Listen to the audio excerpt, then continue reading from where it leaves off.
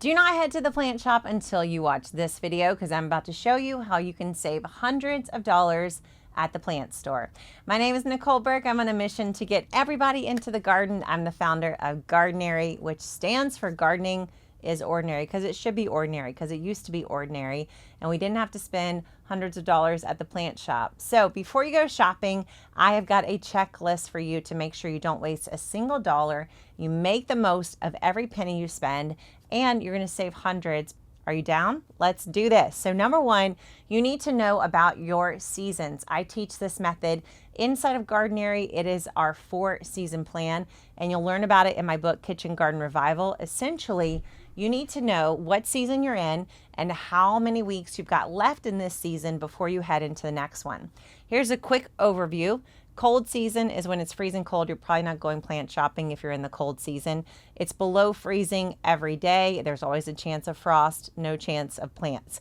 Cool season, the highs range from 35 to 65. There's always a chance of frost. Warm season is when the temps range from 65 to 85. There's no chance of frost. And then hot season is 85 and above. You wish there was frost, but there's not. You're really, really, really hot. So you want to figure out what season you're in and how long it's going to last. The way you do that is you chart out your temps, your highs and lows for every month. So let's say it's July, it's August, you're in the middle of hot season. Hot season's almost over. Next month, you're moving down to the warm season. Then you're going to be in the warm season for 2 or 3 months. Then you'll go to the cool season. So you want to know your seasons. Why? Because plants have seasons. Plants have seasons they like to grow in. So if you go to the plant shop, chances are they're selling plants from this current season and you've got like 4 weeks left in it. So you don't want to buy those plants because they're not going to be in the garden long enough to do anything for you. But the plant shop is trying to get rid of their inventory, so they've still got those plants on the shelves. So you're going to do some homework before you head to the plant shop, figure out what season you're in, figure out how many more weeks you've got left in that season. That's going to help you know if it's worth buying plants in this current season or if you need to go ahead and jump to the next one. So that's step one to save hundreds of dollars at the plant shop. Step number two is to take photos of your garden before you go. So whether you've got containers, raised beds, whatever you're growing in, take some photos to find out your blank spots. In fact, if you can do a little bit of measuring to figure out your square footage, all the space that's open in your garden right now or will be opening soon because the seasons are switching, take those photos before you go. This is going to help you picture the plants you need to buy before you get there so you don't overspend at the store. In a garden, we like to switch over the plants every single season. So when you figured out your seasonal dates, you now know if the season's going to be changing or staying the same in the next few months. Every single time the season changes, we're going to be pulling out the large plants and any of the plants that have finished for that season and then replacing them with the up and coming season. So when you take those photos, it's going to help you see which things are going to stay in the garden and which things are going to be removed over the next month or two. And this is going to help you set your priorities when you head to the plant store. Speaking of priorities, that is step number 3. You're going to make a list of the things you definitely want to buy before you get there. Here are the plants that I always buy and the things that I don't buy as plants too. The first thing I always prioritize buying at the plant shop are flowers, especially those that are grown from seed and take several months to become healthy, mature flowering plants. Those are worth the money from the plant shop. The next thing are perennial herbs. So if I'm missing rosemary or thyme or oregano, sage, any of those herbs that I love to use in the kitchen and I know will last for years in the garden, those are definitely worth the money. Annual herbs are also worth the money. So in the warm and hot season, things like basil, so worth the money. And then parsley, cilantro, and dill, absolutely worth the money in the cool season. So whatever season you're in, prioritize getting perennial herbs. Those are the best ROI on your dollars. And then the annual herbs like basil, cilantro, parsley, dill, also worth the money if you don't have those growing from seed in your own garden. Beyond flowers and herbs, the next thing, and really the only other thing I prioritize buying as a plant, are my fruiting plants. So you'll recognize this from the leaves, roots, and fruit method. So fruiting plants aren't just sweet fruit. It's any kind of plant that produces a fruit that's got seeds inside, a fleshy middle. So oftentimes we think when I say fruit, you're probably thinking, oh, strawberries or watermelon, but I'm also talking about tomatoes, peppers, cucumbers, squash, zucchini, beans, eggplants, all those plants that produce fruit. That's what I'm referring to. So why buy these plants? It's because they're going to take longer in the garden. So these plants take a little bit longer, a couple more weeks, even up to months longer to get started. And then they've got a much longer runway in the garden. So instead of producing at 60 days, they produce at like 90 days or 100+ days. So these are the plants that are absolutely worth your dollars. Now there's a couple of exceptions here. So beans and peas, those are considered fruit, but they grow great from seeds. And then squash and zucchini and cucumber, those are also fruit, but they grow great from seed as well. So it's really just those heavy stem, those strong stem plants that need lots of time and that are going to go to flower or to fruit in the garden.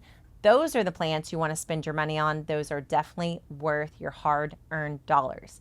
Now let's talk about the plants I would not buy at the store. I wouldn't buy any kind of root plants. So really no root crops are being purchased at the plant shop. And then very few leafy green plants are going to be bought either. So almost all of the leaves that we grow in the leaves, roots, and fruit system, they're going to be planted simply by seed growing right into the garden. You'll have the healthiest plants if you grow that way, and you'll get a lot more production. The plants will stay in the garden a lot longer if they start in the garden. The only two exceptions are kale and Swiss chard. That's because these are unique plants. They're biennials. They want to last in the garden for 2 years. So it's totally worth starting with the plants. They're going to be there for quite a long time.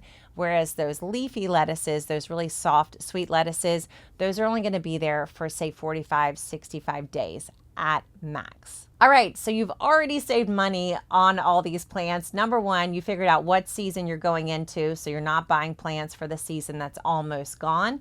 Number two, you took some pictures, you figured out all your empty spaces in your garden.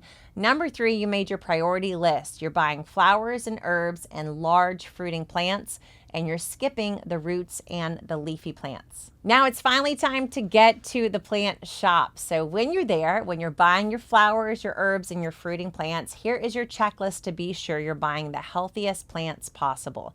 Very first thing, you want to check the base of the plant. If possible, you really only want there to be one main stem. A lot of times at the plant shop, they're going to overplant these pots so that they look fuller from above, but in actuality, these plants are kind of struggling for nutrients and water and space because they're packed too tightly in that pot. Next up, I'm going to pull the plant out of the pot and check for the roots.